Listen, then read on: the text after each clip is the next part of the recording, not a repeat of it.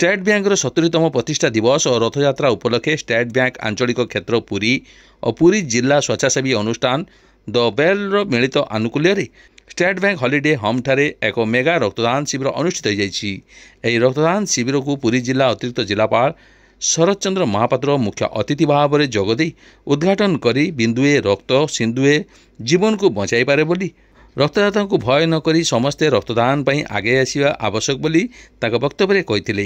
State bank क्षेत्रीय प्रबंधक भरत चरण साहू सम्मानित अतिथि भाव में जोगदे स्टेट बैंक सदा सर्वदा सामाजिक कार्य निजर सहभागीदार रखिछि बोली वक्तव्य कहते। अन्यतम सम्मानित अतिथि भाव द बेल अध्यक्ष सिद्धार्थ राय स्टेट बैंक केवल ग्राहक सेवा क्षेत्र में नुह बरं सामाजिक कार्य भागीदारी रे एही 70 वर्ष मध्य स्वतंत्र माइल खुंट स्थापन करिपारिछि।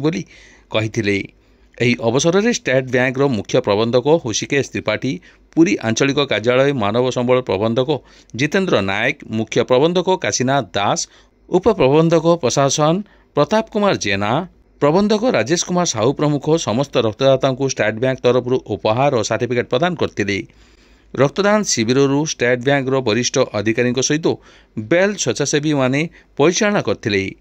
रक्तदान शिविर मोट 125 यूनिट रक्त संगृहित होता।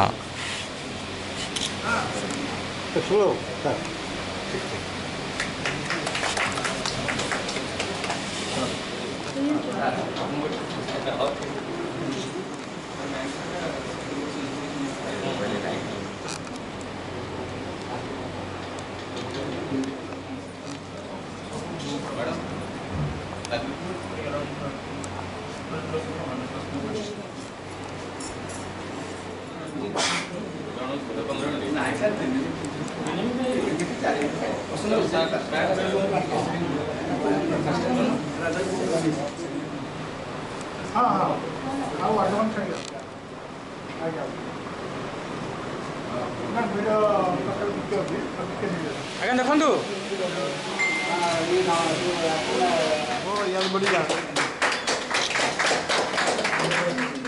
ଦାଦା ବଢ଼ିଆ